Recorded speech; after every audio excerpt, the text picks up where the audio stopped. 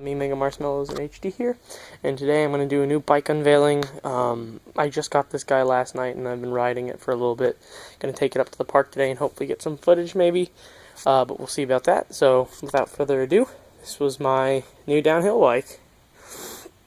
This is the 2008 Norco A-Line Park Edition. The frame was replaced in 2010 under recall from the Norco factory, so that's been fixed. Has VPS suspension in the rear, adjustable from 190 to 230 millimeters of travel, which is grand. I got it set to 230 right now. Up front, the Marzocchi Bomber 888. It is a plush fork. This is the RCV, so it has the compression and the rebound adjustments, which is grand. The tires on it, we have a Maxxis Dominion DHF and the Super Tacky Compound up front. And in the back, we got the Bonniger G4 Team Issues. So these are great tires that hook up really well. The shock is a Marzocchi Rocco, I believe. Yeah, that one's got. It's almost got like a lockout right there.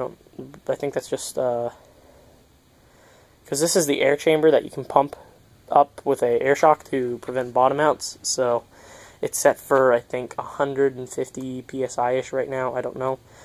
Right here's your rebound adjustment for the Rocco. It is a supremely plush bike. Up front we have the Answer Pro Taper bars with the intense lock-ons. These Avid Codars with the 203mm rotors, so massive rotors with the hydros, great braking power, and I got the, I forget what brake pads they were. They were the more expensive ones, but they last a super long time, so it was worth it. Pedals are nothing special, just some flats that he threw on there for me when I purchased the bike. I'll probably swap them out eventually. Race face cranks. Brand new race face bottom bracket, just replaced it. Everything on this bike had been serviced previously. Fork was freshly rebuilt along with the shock. Bearings had been replaced. Everything had been greased. Derailleur needs to be tuned. It's skipping a few gears. It is a SRAM X9, I believe. Yeah, SRAM X9 in the rear. So, a mid-range derailleur. The frame, it has a 64.5 degree head angle, I do believe. I might, since this is a 1.5 inch head tube with a 1/8 inch steerer, I may try and fit an angle adjustment headset from King Creek.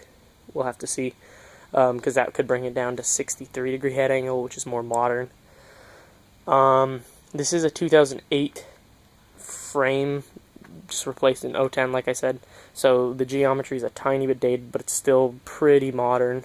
And it's just super duper plush. I mean, it looks like it can soak up anything. It's pretty beefy. I have a 53mm stem up front right now. That is not a direct mount lock-on to the fork. I'm debating on putting a bolted direct mount stem. Oh, it is direct mount. Oops, I'm dumb. This is a direct mount stem, though. Other than that, it's just got a WTB saddle. Seat post is cut down. Got the seat slammed all the way down. I'm really happy with this bike for the money. Most of these were selling for around $1,400. Guy was selling it for $1,200 local, and I said I'd pick it up, so I paid $950 for it. So I feel I got a pretty good deal on it. It should be. Everything is just smooth as butter. There's almost no scratches on the frame. The only scratches are there's one right there, but that's about it. There's a couple on the bottom too, but it's pretty much new. He wrote it, but he didn't really ride it hard, and he took a lot of care of it, so it definitely shows. The bike just looks phenomenal right now. So looks like it was, pulled out of the factory a month ago and ridden for a month, not too heavily, so pretty happy with that. Other than that, there's not much to say about the bike. It's a great bike, it's supposed to be super beefy, so I think I got 9 inches of travel in the rear at 230mm, and then 8 inches up front with the 200mm of the Bomber. And these stanchions, just sitting next to my other bike, it makes the stanchions on the other bikes look puny. This thing is super beefy. So, can't wait to get it on the trails. I got a size frame medium. because for downhill bikes I like a smaller bike, so it's more movable under me. I have a little bit more control in my mind that way, so I'm willing to sacrifice a bit of cockpit space for just a little bit more maneuverability and stuff. This is a pretty beefy bike. It's pretty heavy. I think it's like 40-ish pounds, so it's up there on the weights. For a downhill bike, I think that's about average actually, but for what I'm used to, which is like trail bikes and stuff, it's really heavy. So it is used, like I said, but it's in great condition, and I can't wait to get out and ride it. You know, I gotta get it tuned for me and some stuff like that. I'm just gonna do a couple of safety checks, although I know it'll pass, because this thing, oh my gosh, it's just, oh, it's not going anywhere. It's just rock solid. You know, nothing's loose, no bearings need to be replaced. It's ready to ride.